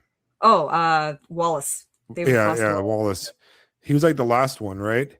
And I guess you can read Donna Tartt. She's kind of big, but she wrote 2 novels or 3 novels, and Pynchon is still kicking. Apparently, he has died. I don't know. Cormac McCarthy just recently died. Yeah, and he's kind of a genre writer. I don't care what people say. He's totally a genre writer. Oh yeah. So what is like the goal here, right? And I think to answer the question, my own question, like, what is my goal? My goal is to do what we're doing now, guys. All right. And I've got, I think, so this book I'm writing, I think it sucks. It's horrible. I'm just joking. It's actually, as is tradition. Yeah. Yeah. It's just awful. And I hope people read it and they want to talk about it. That's all I want. Right. That's really, that's all I want. Right. And if you want to throw me some money, I'd appreciate it, because I need a new air conditioning. Right. But realistically, like, I just want it out there. Right. Yeah. Like, we're eventually going to die, and it's nice to know that books don't expire, and like 50 years after I die, somebody might pick my book out of somebody's little free library or something, be like, oh, what is this? And then who knows, that'll be the next 50 years after I'm dead, maybe I'll finally get a movie adaptation, because some influential person found my book in a dumpster. I don't know. Well, it's just the reality. You don't know. The reality of it. Yeah, the reality of it is that, like, writing a novel takes a lot of effort. It takes a lot of skill. It takes a lot of skill that requires a lot of like practice. And there's and a good 80 to 90% of it is talent that you just can never get unless you don't know if it's going to be good until you die. So like you really don't. Really don't know. And I don't think that, like, I mean, people can practice and practice and practice and practice and write. And they can max out their practicing and their technique, but they'll never like have that spark. There's just something there that like you have it. It's kind of like the difference between an amazing like gold medalist athlete, like those like peak ones. It was like once every, like those Kobe Bryants, once every like 30-year, like Michael Jordan type athletes, and then somebody that's really really good. Like we've all had that like that example where like we've known people in our small towns or from our like friend group where they're like really amazing at something. They're really amazing at something, but then you see them go up to the next level and you're like, whoa, wow, you're not that good compared to like the big boys. You know what I mean? Like, and that's the same thing with writing. It requires a level of spark that sometimes some people just don't have. It's just a natural talent, So the question is, you're not doing this for business, right? Because if you're trying to be a independent writer because you're trying to make money, that's an absolutely retarded thing. Okay. Like the amount of effort it takes to even write one book, you could have spent, I don't know, getting a MFA, like, like a I don't know, business degree or learning how to trade stock or something, you know what I mean? Like there's you could have, I don't know, like the amount of time I've spent writing, I could have, gotten 2 PhDs or I could have become a MD in the amount of time and effort I've spent. Right. And it's not very pleasurable either. And there's just so much better ways of making money and spending your time if your goal is to improve yourself financially, so I don't buy it. Like, I don't like, I think that a lot of people need to realize like, hey, I want to be a writer because I want to put stuff out and I just want to put it out in the world, Yeah. That's why I tend to become. I want people to notice me, and I want people to I don't know. I don't know. What else is what else? We're all secretly neurotic attention seeker dorks. Right. I don't know. What is it about some people like write books and put them on the internet. Other people become mass shooters. It's like different things for attention. Like, and that's kind of played out already. So like we gotta come up with a new thing. Like for a while we had the serial killers, then we had the mass shooters. What's next? I don't know. TikTok creators, podcasters. We all do it because it's fun. But I think that's the key, man. I think it's supposed. Is it fun? Are you getting something positive out of it? And I think we need to be realistic about it. That the novel reading, not actually, I take it back. Everything we do, we are living in I'm starting to think that more and more that the 20th century, the cultural milieu of the 20th century, was a very, very unique century. I feel like you never had a century that compared to the 20th century, and I don't think you're going to have one that has the same like vibe or feel culturally, where there was this unified mass culture. And by the end of the 20th century, it became a mass, unified, universal kind of culture with Hollywood, film industry, television industry, just mass. In the early 2000s, really up until recently, it was still somewhat unified. And we don't have that, right? Like, can there ever be a rock star? No. Because people say, "Oh, the book's dead," but not only is the novel like dead culturally, right? Everything is dead culturally. Like, can we have movie stars anymore? There's too many little micro communities on the internet. Like the internet totally annihilated the macro culture. Right. Can you hear my dog whining? She's been whining for a while. No, I can't hear it at all. Okay, good. Yeah. I mean, think about it, right? Like, I can't name a movie star that wasn't from like the Gen X. Like all the movie stars still are like Brad Pitt and stuff, and they're Gen Xers. They're old movie stars. I guess you can say Timothy Chalamet, but he's not a movie star in any way, shape, or form. What are we talking about here? You know what I mean, right? Like there just really isn't. There isn't any any amazing directors. It's all very niche, right? That's what's really surprising about the recent movie hits, Backrooms and what was the other one? I haven't seen either of them. Obsession. Yeah, they're both Gen Z directors. That's what's so mind-blowing about these big hits. Right. So maybe this is going to be another like 90s 2.0 where a bunch of young indie film directors do their thing. We don't know that. So that's what's like, I haven't seen these movies, but the fact that they are young directors, it makes me very optimistic. Right. Right. I mean, that's why, like we said, like last Mhm. week on the podcast, that's why exactly what I was talking about, right? Mhm. Like it's a new, it's different. It's a rejection of, and it's interesting, like the kind of the response to these YouTube directors making like basically small budget independent kind of movies. I Mhm. think Obsession was made with $750,000, which is nothing compared Yeah. to like the millions and millions and millions that Steven Spielberg spent on the Disclosure Day movie That that everybody's everybody been says shitting sucks. on Yeah. because it looks like the ultimate boomer slop, right? Yeah. And I think that, and I've He's out realized to this for a lunch. while. I've always been a niche person. Okay. Yeah. I've always been into niche stuff, right? When I Yeah. was young, I was into like weird new wave goth music and punk, and nobody else listened to the same stuff. The books I Yeah. was into, nobody else was like, it was something I prided in myself. Our generation was like, oh, have you ever heard of these guys? Of Yeah. course you haven't, because you're not cool Yes. enough, freaking Yeah. poser. We were supposed to be like I niche. was listening to them before they were cool. Yeah. Yeah. I was reading Charlotte Hairston before he publishes his next book called White Men, which is going to be the masterpiece of the internet, in my opinion. Anyways, we'll talk Yeah. about that some other episode, guys. Yeah. Sneak preview. I knew Shag Dick before Shag Dick shagged the Dukes. Yeah. Right. Yeah. But yeah, like, let's be honest here, right? Like, it's always going to be niche. We're living in the world of microcultures. So what we have to do is we have to be present in the microculture, right? Yeah. So that's the trick. What we're doing here is really what matters, right?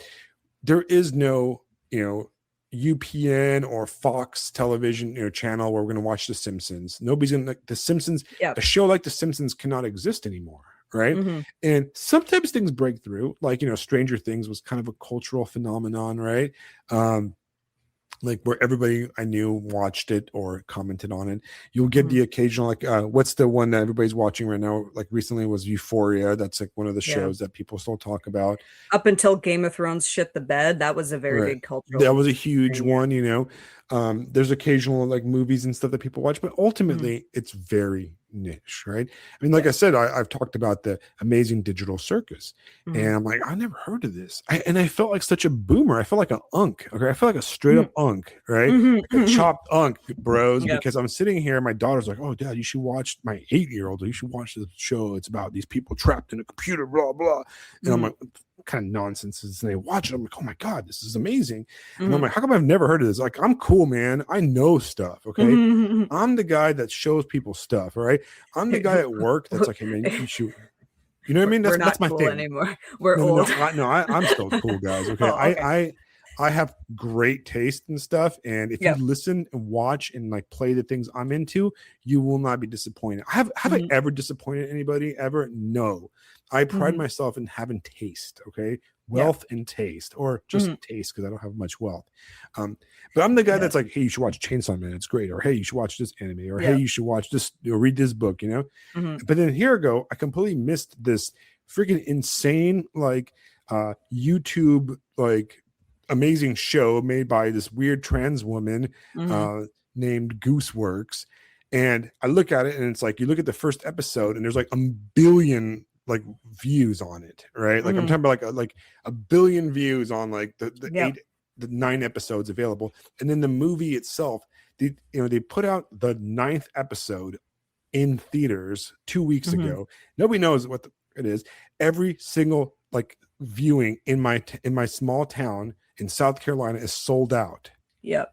Before I even knew about this movie, and like I said, it's sold out, and it's a YouTube episode. It's not in a movie. It's the last episode of a YouTube show, right? Yeah. So you can't just go in there and watch it and like, oh, it's a movie, I'll watch the show afterwards. Oh no. You have to watch the movie to understand what the fuck is going on in this thing, right? Yeah. And you have to watch the whole show, right? Yeah. And it made like $32 million in one day. Right. And then it comes out. It comes out tomorrow, right? It comes out tomorrow for free for everybody on the internet. For you, it's full. It's going to be on YouTube tomorrow, right? Yeah. So they just did it out of for shits and giggles, and it's like huge, right? Yeah. So obviously, it's got this entire secret culture to it that I've never even heard of. So I'm like, God, I'm unk, bro. How do I not know this? Yeah. That's the future, man. That is the future. There are YouTubers that my sons watch. Like I said, they play Minecraft, and there are some people who construct entire narratives and will write stories and whatever and play out the stories on their Minecraft world for YouTube, like whatever, like. And my one son will holler up the stairs at my other son, "Oh, what's his face uploaded a new video today, come watch it," like how we used to do in the 90s when it's like, "Hey, you know, Power Right. Rangers is on TV, get in the house," you know, the same sort of thing, except it's some, you know, random YouTuber who has, you know, Right. a few thousand subscribers that, you know, happened, my kids happen to see, and they've become fans of them or whatever. It's a different ecosystem. It's just really the boomers of the powers that be still have no idea No how to do clue. the internet. No No fucking clue at all. And that's why, Right. like, Gen Alpha is, you know, when all these boomers finally fucking die off, Gen Alpha is going to be so eventually, what am I trying to say? Eventually it will be the millennials in charge of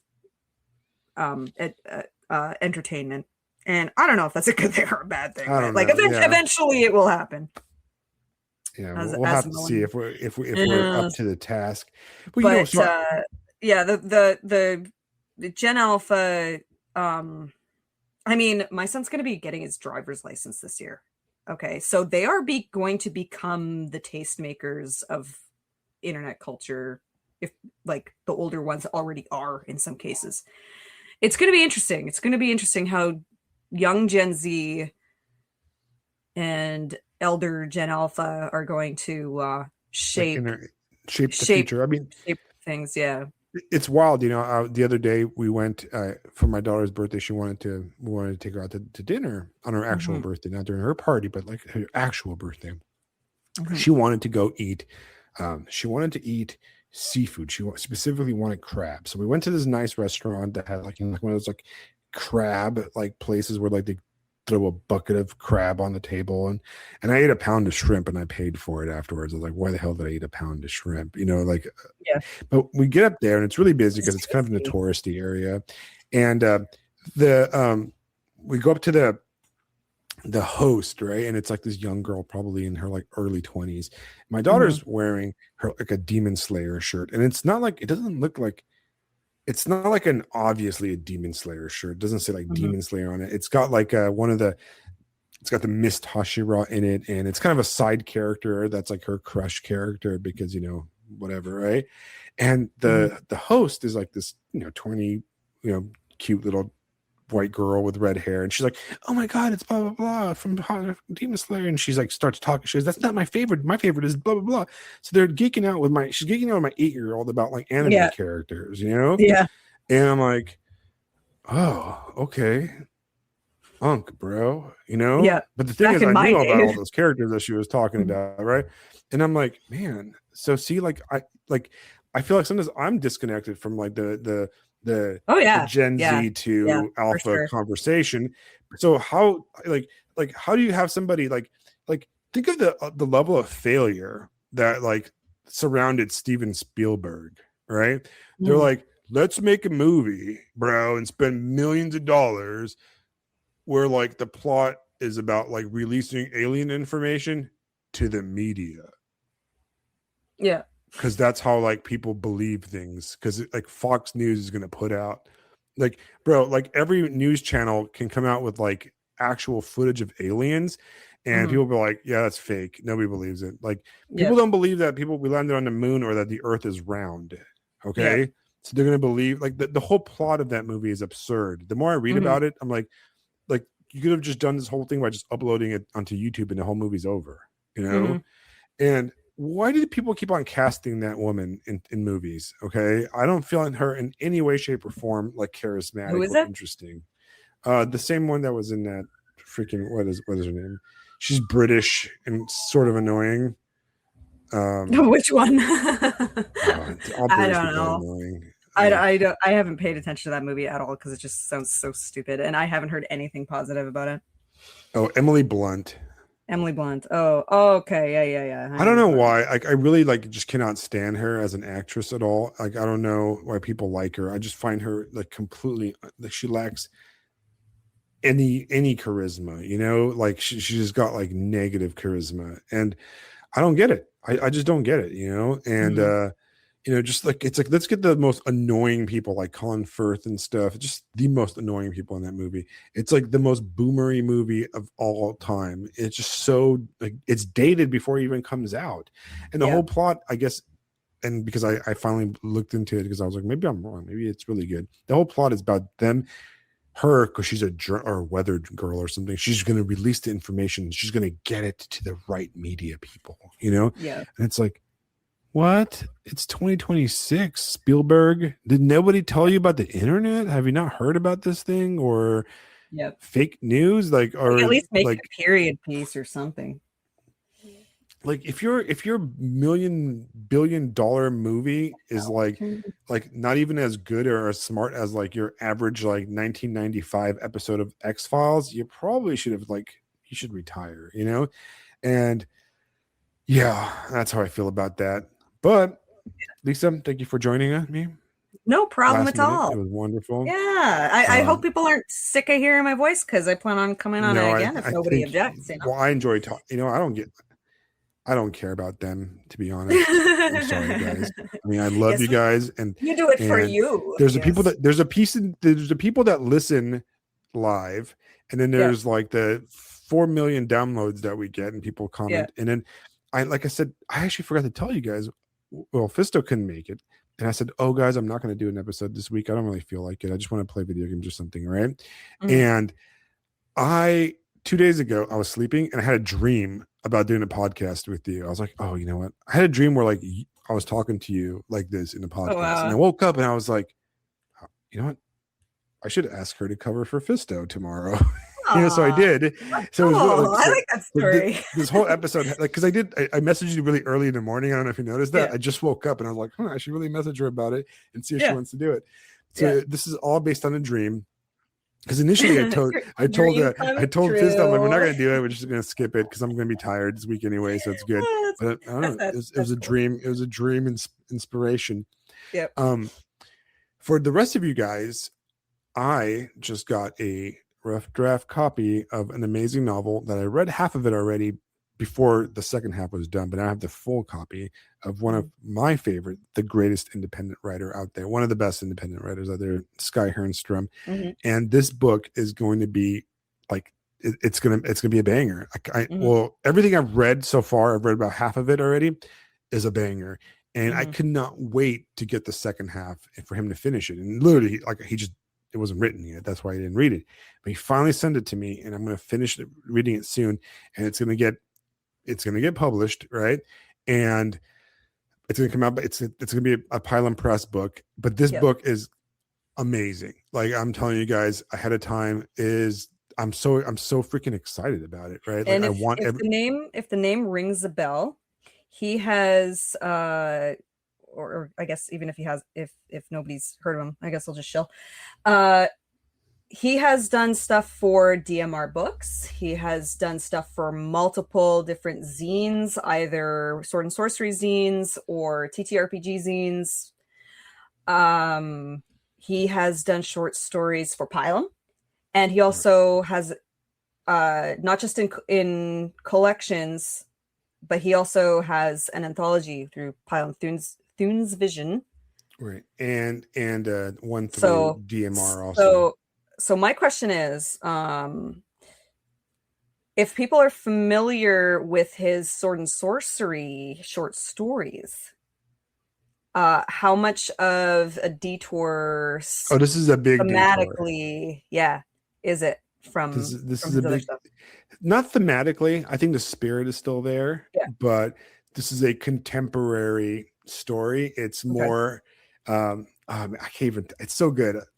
I sent him a message. I'm going to get you a copy of it ahead of time for sure because I want nice. you to read it.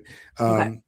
And he's a fan of yours. I think he's read Palace. He's actually one of the. Oh, that's cool. He's one of the very few people I've actually like. Not very few, but I've actually met him in person. I traveled to his city one day. He lives far. He lives closer to you than to me, right? And we were out there for a wedding a few years ago, and I was like, hey man, let's hang out, dude. And he's like, oh hell yeah. So we hung out and we wandered around downtown, and this, I'm not gonna like dox him, but this big city up north. And he showed me around, and he's first of all, he's giant. Like I'm not short by any means. Well, his name is Skylar Hernstrom, that's a very muscular name. Like I thought he was like a big dude when you see him in pictures, and then like I met him, I'm like, damn, he's big old dude, like tall. And I think I sent you a picture. I don't know if I shared a picture. No. I'll have to find it, because he was standing next to me and my daughter, and like he's just this huge giant guy. But he's a great artist. He does a bunch of stuff on Twitter, on X, where he shares a lot of like these kind of like heavy metal style, like insane like Euro style comics, like Euro sci-fi like fantasy comics on Instagram. He's just one of the craziest and most interesting dudes ever. And he's a fantastic writer. And for you guys that haven't talked as much about it, I'm kind of trying to refocus this podcast back to literature and media and entertainment, away from politics. I'm just burnt out on political type stuff or any like drama type stuff. But if you haven't read the Pile and Press stuff, please do. Like Shagduck is such a fantastic novel. It's people saying, oh, I haven't been reading a lot lately or I haven't been enjoying myself. Read Shagduck. It's a book that reads like a melting butter on a pancake, basically. That's the vibe it has. Like it hits the sweet spot between not being easy. It's complex. There's some maximalism to it. I've had to actually stop a few times and like look up a detail, because there's one thing in Shagduck that I was like, there's no way he got this perfect detail about who is playing this baseball game on this date or whatever. It was too perfect, right? Yeah. And I looked it up and I was like, this motherfucker actually did. Like I like fact checked a bunch of stuff in the novel. Yeah, the interview that you guys did was really neat, especially after having read the book, and then there was so much about background info. So it's always pretty cool. Very cool. Right. It's great. So go to the Pile and Press website and read Shagduck. I'll share it in the post when I put out the episode. And then obviously, if you buy all of Lisa's books and then stand by, because my book should be out in the next few months. All three of them, right? I own all three. I haven't read all three. And honestly, guys, if you have a book you are sharing or you want me to read, tell me, I'll buy it. Doesn't mean I'll read it right away, because I do have like life ADD basically, but I'll eventually get to it. All right. I've read books people like recommended or like asked me to like, hey, we should read this book. Tell me what you think. And then like 5 years pass and I'll read it. And like, I forgot how to get a hold of the person or whatever, or like I've read books by people that like gave up writing. Like I read the book 5 years later and I'm like, okay, well, I guess there's never going to be another book, but whatever. All right, guys, have a good night. And we'll be same time next week, whether anybody shows up or not. I will still be here, and Fisto should be back if he's still cool. If he's still cool with us. He's probably listening right now. I'm take the day off. The day off. No. Loser. Back to work. Oh, and I forgot. And on Saturday, I'm recording a podcast with Mr. Jason McGinty. Right? Oh, very cool. Friend of the show. I'm not sure. Actually, no. You guys have done. Have you interviewed? Yes, but I'm going on his show. Yes, the old switcheroo. And stuff. Yeah. And it's funny because somebody at work came up to me and was like, hey man, you're gonna be on that Jason McGinty podcast I've been listening to. And I'm like, what? How do you know this? Like, I don't even know this stuff. I don't know if it's gonna be live though. I think it's gonna be a recorded one. My brain is like so scattered like lately. So hopefully I'll be entertaining, but you have to check out Jason's stuff, him and his partner. It's actually one of the listeners from here that knows, but he listens to your guys' stuff too. There's a lot of people that I know that listen to this podcast, but aren't particularly in the chat, that actually also listen to Jason's podcast because they heard Jason's the episodes here. So, but all right, guys, have a good night. We will see you guys all next week, and pick up the books we talked about, and then please let me know books that you want me to read, because I always want to read stuff. Good night, everybody. See you next week. Have a good night. Good night.